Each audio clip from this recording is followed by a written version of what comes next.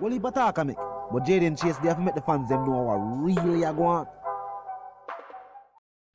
Up Move Nation, now welcome to the channel. I'm JAYDEN Chase, another one that we're going to bring on another reasoning on the topic of current affairs. So if you're new to the channel, just a pass through, but to find the reason insightful, well, I'm suggesting to you that you click the subscribe icon and then put a like on the video. Now, let's get right into the reasoning. Now Nation, there is increased calls from members of society, from members of the Pathway Church to be charged criminally. And there are also calls for the policewoman who is reported to be a high-ranking member of the Pathway Church to be charged criminally, as ballistics show that her service weapon was used against security force members. It is said that she helped to plan the event and was fully aware of the pastor's intent to take lives. Before losing his own life, Smith said he had secrets for the elite. This policewoman has been said to be a member of the intelligence unit. Now, with statements being released by the nation's leading news outlet, it stated that even though the service firearm was used against the security forces, it was not the policewoman who was using it. I'm going to see the footage and they will continue the reasoning. Look and listen. The young man said the policewoman, who is a member of the church, was kneeling beside Smith, who then gave her instructions to take on members of the security forces who were outside. And tell her, say, yo, go on, go worry police, then me give you power, you can't dead, go on. Say, policewoman, get up, because you can give policewoman a robe, you know. When a female robe, them put on you over her. So she feel mighty, you know, like, so she can't dead. Say, policewoman, walk like a robot a galang. But you know, you go fire no shot at all. You turn up one side, so you lean over. Then he says Smith instructed another member of the church who lived at Smith's house to take up a knife and attack the police and soldiers. The pastor tell him, say, go. No shot can kill you. You cannot die. You are immortal. Go and fight. You can't take up a long old knife, someone like a, you know, a Rambo. The security forces are stating that the individual who took the life of Tanika Gardner, Andre Rudock, who has been charged for that crime, is the right hand to Kevin Smith, even though it was said that it is the female officer who gave the JCF information that led to the recovery of Smith's laptop that detailed the plans that Smith had for members of the congregation. Now, the other 39 females who have been charged have only been charged with breaches of the Disaster Risk Management Act, which is staying out beyond curfew. Warm to the youth endangerment laws. What's the so-called deal with? Remember, these 14 youth were detained on the premises. They never drive go there. Their parents brought them there. And based on reports made from the security forces, based on the evidence shown to the public, if that's not child endangerment, then what is? Now, there are statements saying that the congregation was brainwashed. And based on some of the things that they endured and still continue to attend, something that for go on, yes. But that is no different from youth who are a part of criminal organizations, who have also been brainwashed by quote-unquote era leaders and dons. And the state has had no issues with bringing criminal charges against them. Now, based on the statement of that Pathway Church member who said that the compound was vandalized and people tried to take certain things from the compound, as the entire Jamaica would think that that facility would be abandoned, that the government would probably take over the building if the building is not entrusted to a family member, whatever the case be. But it's clear the Pathway Church plans to regroup, reorganize, and return to their affairs. But what if these practices carried out by Kevin Smith are at the core principles of this organization? There's already talk from an international group saying that they are planning to assist the Pathway Church in rebuilding.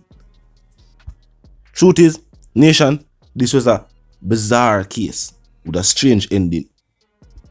To which even the lead prosecutor for the island said that a fair trial for Smith could not be promised, as there is no Jamaican, whether living on the island or residing overseas, that has not been made aware of this particular case. Jamaica is a predominantly Christian-based faith society. So all citizens did hear about that one. But based on evidence alone and testimony from Pathway church members who were there, that all of these acts were done on instruction from Kevin Smith, you never need much more. And these individuals seem to be willing to give their statement. Some have requested that their identity be hidden based on the fact that they no longer want to be associated with the organization. Now, Valenita Robinson has also hinted that there might be a case against the state, as she says that his family is still able to file paperwork to hold the state accountable and seek compensation. Kevin Smith family can't get money from the government, especially the JCF, before Nzinga King gets some form of justice. Those possibilities thin. You know, say Kevin Smith family get any compensation from the JCF. And think about it. If compensation is given by the JCF to Smith's family, it will still be taxpayer dollars in which will be paid out to Smith's family after he has committed atrocities of this nature. Maybe at the end of the day, Valenita is just doing her job and outlining all of the options available for Smith's family. Now, the JCF has also said that continued interrogation of the female officer is underway. It is reported that she is now subject of her own investigation by police high command. As I stated before, Smith said he had information on all people. Specifics were not given, but people always felt like it was because these individuals might have attended his church and he had videotaped these meetings. Highly unlikely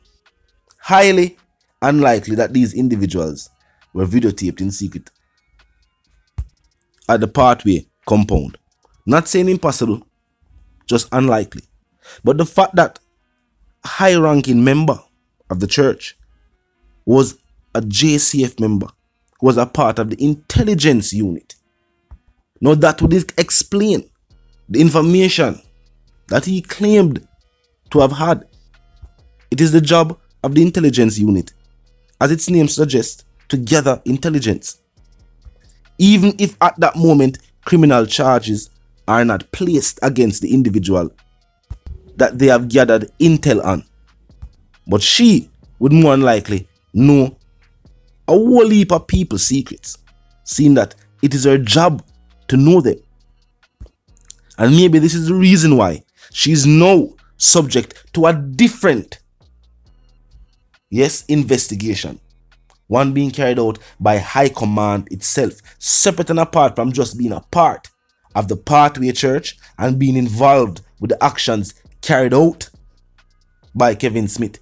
Maybe she was offered a plea deal, and that is why we have heard of Chruch and the fact that he was the right hand, and yes, he took the life of a female while there.